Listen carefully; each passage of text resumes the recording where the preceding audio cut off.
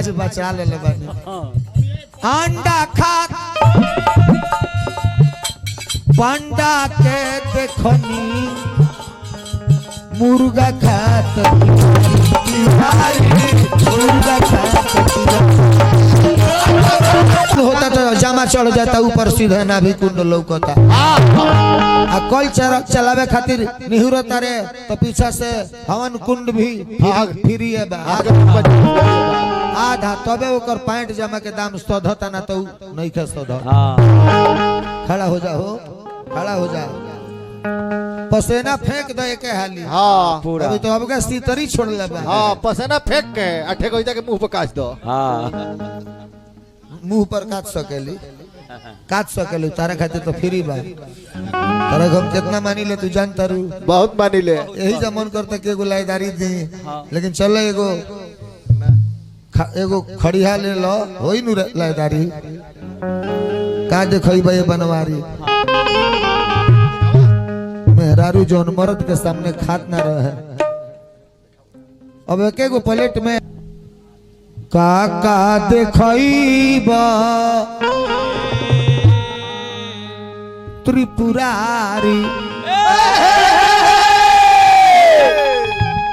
त्रिपुरारी शंकर जी के नाम हो। हाँ काका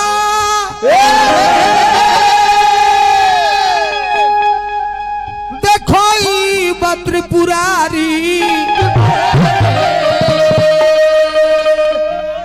अरे काका देखई बना कल युग में अभी बहुत पर्दा बा एहू ले बेसी पर्दा हटी कल युग में काका देखई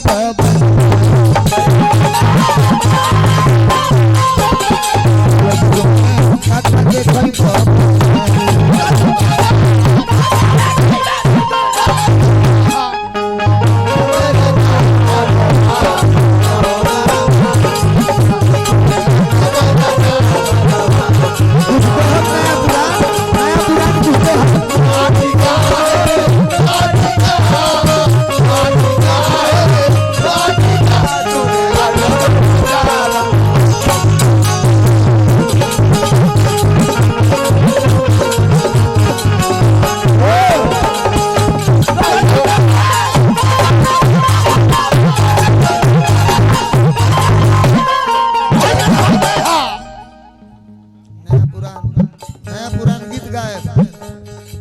कलयुग में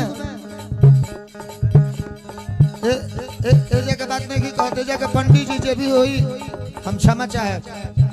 इहो बात दूसरे जगह के कहते नहीं नाव ना धरे ना तो वही में कोनो लगी वही ले आगे के गांव के नाव धरे। अंडा खात बहुत पंडित जी के घरे तो मछली मीट अइबे ना करे ना हई पंडित जी बनी बलरा के ऐसे स्नात तिवारी जी यहाँ के कही लगी ब्याह जी हमारे के यहाँ लहसुन प्याज भी ना चलेला हम कहने की ना चलेला तो कहले कि बिरले भागे अगर चले के होला तो मीट मछली आवेला तबे हम कहने की जाए दी रहुरा लाज बचा ले बानी। अंडा खात पंडा के देखनी मुर्गा खात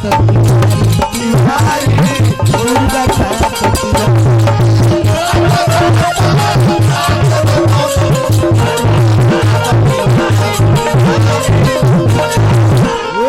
आज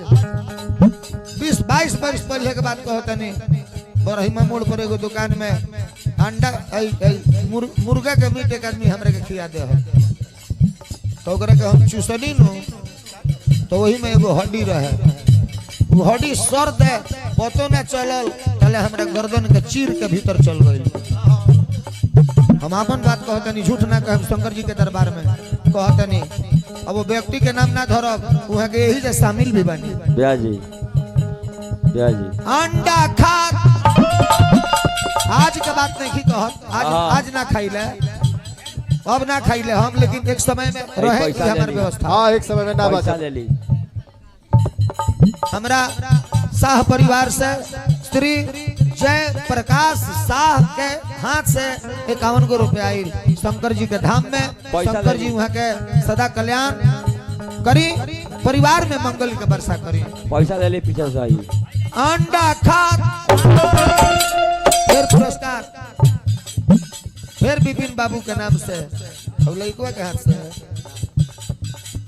विपिन बाबू के नाम से जहाँ रहस कमात रहस तू बड़ा जंतर कहा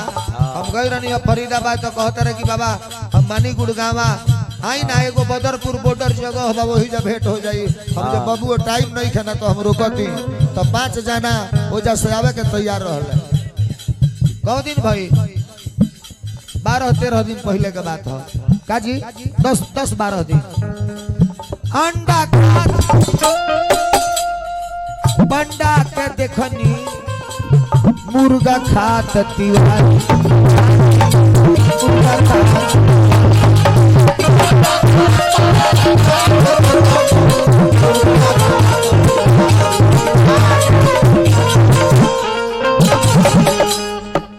हड्डी जहर बन गई रहे। हेलो हेलो हमरा कृष्णा प्रसाद जी बैसाखवा हे डांस पर बगरी यहाँ के हंसी करतनी कि वहाँ के बहिन के डांस पर आप देखिए तो देखी अगर एगो लघुआ बानी तो लो हंसी करबे करी बिना नोह ना होई तो लोग के बकोटी जी जी तोरा और बहिन इनका के सब लोग मानता तो हम इनका संगे कुछ छेड़खानी करब अभी ना हाँ ना कहनी है जो हम कभी कुछो ना शुरू कर दे हाँ हाँ